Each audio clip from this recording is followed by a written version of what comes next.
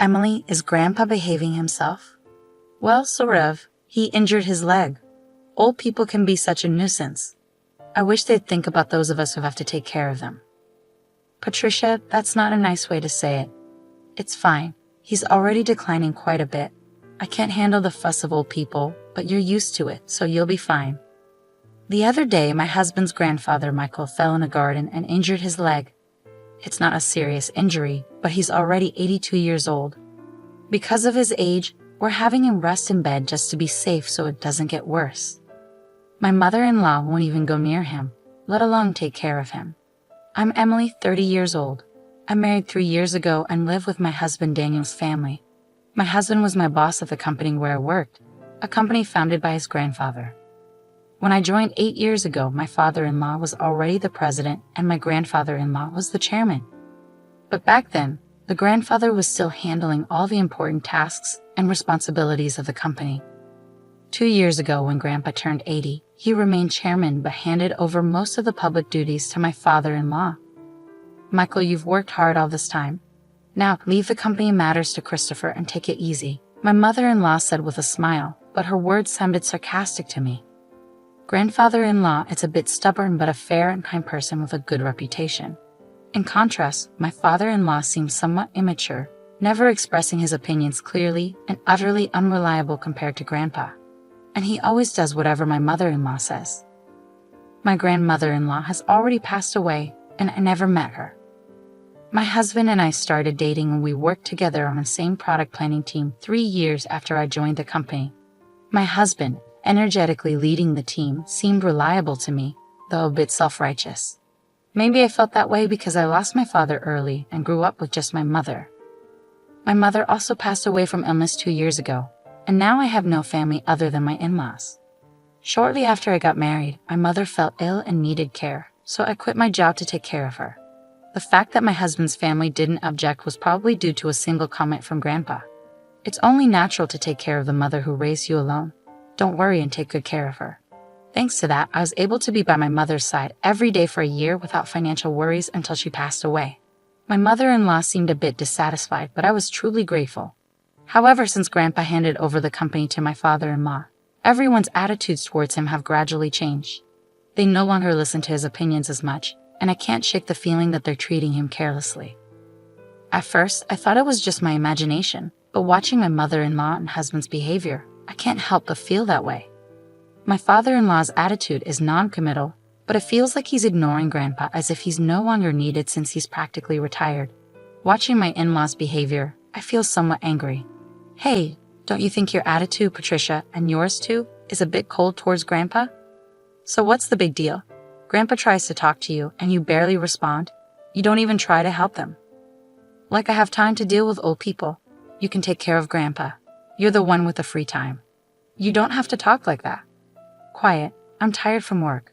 Don't nag me about unnecessary things. This is how it goes no matter. They won't listen to me. My grandfather-in-law doesn't say anything to his family about this.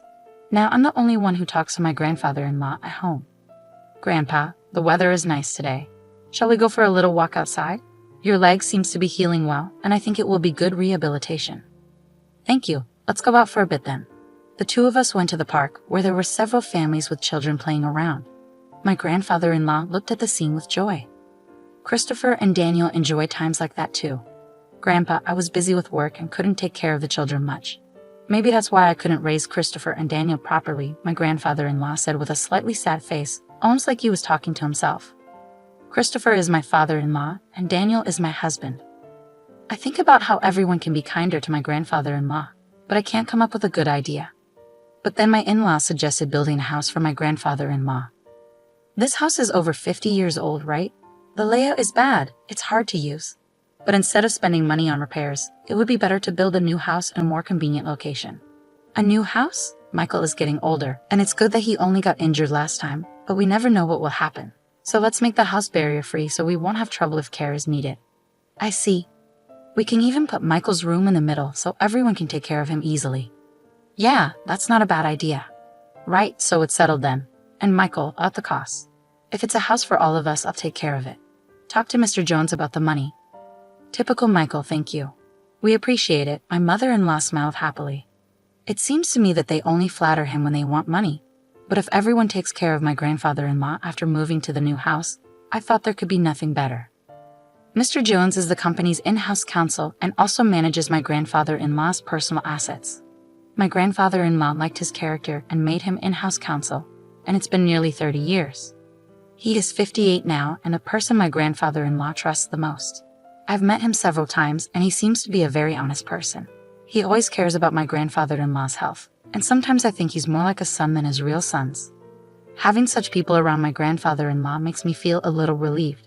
I wasn't informed about the details of the house being built, but my mother-in-law seemed very cheerful, and the three of them were looking at interior design magazines and discussing various things, so it seemed to be going smoothly. Then something unexpected happened. It was revealed that my grandfather-in-law had a debt of $1,820,000. Wait, what's this about $1,820,000? I exclaimed.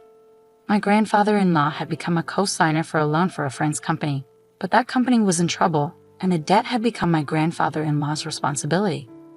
Wait, they're not going to take the house. It's under construction, are they? Since the contract has already been completed, and as Patricia said, it's in the president's name, so it's fine, my mother-in-law seemed relieved at those words. Oh, thank goodness. I'm glad we did it my way. Listening to that conversation, I learned for the first time that the house was in my father-in-law's name. Even though my grandfather-in-law had paid for it, putting it in my father-in-law's name seemed just like something my mother-in-law would do. I also wondered why they didn't think of giving up the house to help repay the debt. Hey, this debt is Michael's fault, and it has nothing to do with us or the company, right? Well, it was signed in Michael's name. Oh good, then there's no problem. I couldn't understand what was good about it, but since my grandfather-in-law didn't say anything during that conversation, I didn't intervene either. After all, it's not an amount I could handle. A few days later, my grandfather-in-law's behavior began to change gradually. Grandpa, what would you like to eat for lunch? Who are you calling Grandpa? I'm only 50. You have no right to call me that. Huh? Sorry, Emily, right? I was lost in thought. At first, I thought he was just deep in thought, and when it happened repeatedly, I began to feel uneasy. Patricia, what are you doing? Where's my meal? Grandpa, I'm Emily. Patricia is your daughter-in-law. You ate your meal earlier. Didn't eat? Are you trying to starve me? I wondered if my grandfather-in-law's condition was triggered by the $1,820,000 debt, and seeing that none of his family members were trying to help him might have been a double shock. I tried to persuade my grandfather-in-law to go to the hospital, but he adamantly refused. He might not want to admit that he could have dementia. I didn't want to force him, but I felt helpless on my own. I consulted my husband, but he simply brushed it off, saying it had nothing to do with him. My mother-in-law wasn't any help either, so I turned to my father-in-law as the only option. Yeah, I heard from Patricia, Daniel. They think it might be dementia. Can you go to the hospital with us? I asked him. But it's not that bad yet, right? If we go to the hospital, others will find out my father has dementia, he responded. There are good medications now that can slow the progression. Well, there's no need to rush. Let's watch him a little longer. Emily is here, so they'll be fine, right? I couldn't help but feel frustrated by their lack of concern. I couldn't depend on them. Grandpa, let's go to the hospital. Let's get you properly examined, I urged. Who are you? Where are you planning to take me? You're up to no good, he retorted. I felt tears welling up, seeing how stubborn my once kind grandfather-in-law had become. But my mother-in-law just laughed, amused. Even if he was the chairman, it's over for him now. But now everything, even the company, is all Christopher's, she remarked casually. Patricia, Grandpa isn't completely unaware. He's listening to everything. He'll forget everything soon.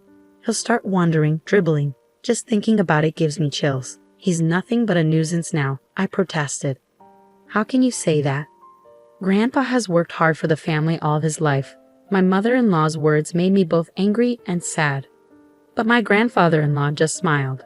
See, this old man doesn't understand anything, she added, laughing. Patricia, I was furious at my mother-in-law's callousness. But soon the new house would be ready. Perhaps things might change once we move there. Since it's a house that Grandpa built, the family might show some gratitude and be kind to him.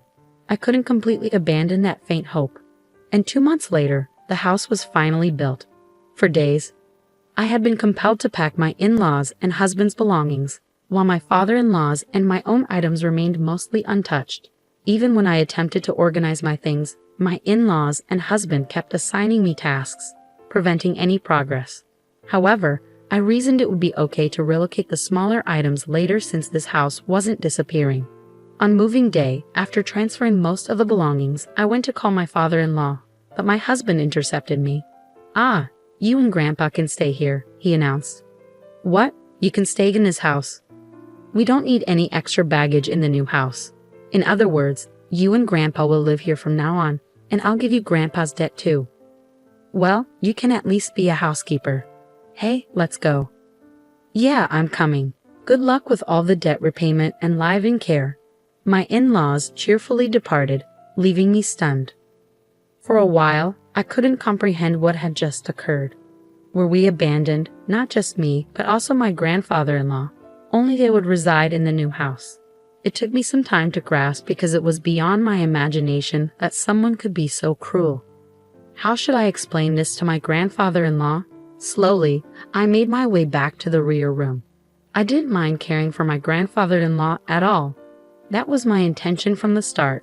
As I timidly prepared to call out to him, noticing his back facing me, he seemed to sense my presence and turned around before I could speak. "Have they gone already?" His expression as he uttered those words looked entirely different from what it had been just months ago. To be honest, he seemed like a different person. I wondered if a new symptom had emerged, but the next moment my grandfather-in-law smiled, and his subsequent words caught me off guard. As I was talking to my grandfather-in-law, Mr. Jones came. "Chairman, have you finished getting rid of the unnecessary staff?" "Yes, it's all done. Let's go, shall we?" Where are we going?" "Of course, to the new house." I left the house where I had been residing, guided by my grandfather-in-law, without fully understanding what was unfolding. The following month, my mother-in-law and husband bombarded me with countless calls. My grandfather-in-law declared he wouldn't entertain their calls anymore, but I answered my husband's call due to the looming divorce. "Hey, Emily, is Grandpa with you? When I went to the old house, it was up for sale. It's not worth $1,820,000, so you can't repay the debt." "Is that why you did that?" my husband interrogated. "What do you mean?" "Put Grandpa on. Dad said he can't get in touch at all. That forgetful old man has done something outrageous." I knew what he was referring to, but I wanted to hear my husband's side of the story. Grandpa sold the company's stocks to the executive director. Thanks to that, the executive director became the largest shareholder, and a shareholders' meeting and board meeting were held, resulting in Dad being dismissed as president. But the executive director is well liked, and maybe Grandpa thought it was better to hand over the company to him. The executive director must have deceived the senile old man into selling the stocks. This is invalid. You seem to be misunderstanding something, but Grandpa doesn't have dementia. If anything, he seems more coherent than before. What? Until that moving day, I genuinely believed that my grandfather-in-law had dementia. It appears that my grandfather-in-law harbored suspicions from the moment my mother-in-law mentioned building a house to live with him. So he devised a plan. He feigned dementia to observe how my in-laws and husband would react. As anticipated, they revealed their true colors, one after another. In the end, they left my grandfather-in-law and me behind. I struggled to contain my laughter because everything unfolded exactly as I had expected. My grandfather-in-law then said, I found myself surprised, relieved, and slightly conflicted. To deceive the enemy, you must first deceive your allies, my grandfather-in-law chuckled. It seemed he had been receiving regular updates on the company from the executive director and Mr. Jones. With my grandfather-in-law gone, my father-in-law and husband acted as they pleased, self-righteous and completely ignoring the opinions of the employees, often entertaining at the company's expense. Eventually, my grandfather-in-law handed over the company to my father-in-law, but he harbored concerns about the future, leading him to take decisive action. In the end, he decided he couldn't entrust it to his son and left it to the executive director. I explained. What about the $1,820,000 debt? My husband inquired. That's gone now, I replied. Indeed, my grandfather-in-law had been a guarantor for a friend's dad, but he had personal assets exceeding that amount. However, I deliberately omitted this information to avoid my mother-in-law and husband targeting those assets. The friend was the son of a benefactor who had helped my father-in-law when he was young. Moreover, the countryside land owned by the son was going to be developed into a resort, allowing him to sell it at a high price. I explained further. "You're kidding," my husband exclaimed. "More importantly, are you guys okay?" I asked, concerned. "We're not okay. Both my father and I were denounced by the company. What should we do now?" my husband lamented. "Well, there's also the mortgage on the house," I revealed. "What? What do you mean, the mortgage on the house?" My husband was taken aback. "Haven't you realized it yet? The house money should have all been paid by Grandpa," I clarified. Christopher signed without checking everything. "It shows he really didn't have the qualities of a president," I added. "You're kidding," my husband sighed. As a consequence, my parents-in-law lost the house they had built because they couldn't pay the mortgage. Now they reside in an old apartment over 50 years old, struggling to repay the unpaid loan. Despite their alternating attempts to contact me, suggesting we all live together, it was impossible now. My grandfather-in-law retired from his chairman position and bought an old house in the countryside. "Emily, you can go and live wherever you like freely. You don't have to worry about living expenses," my grandfather-in-law assured me. But I chose to be with him. "If I'm not in the way, please let me be with you," I expressed, tears welling up in my eyes. My grandfather-in-law's eyes welled up too. Thanks to Mr. Jones, the divorce was finalized and procedures were taken to exclude my former father-in-law and former husband from inheritance. I became my grandfather-in-law's adopted daughter. If anything happens to him, I intend to take care of him until the end. Now, the two of us enjoy working in the fields together. "Dad, look at this radish, it's big," I exclaimed as warm moments flowed in the pouring sunlight. I wish for these days to continue, even just one day longer.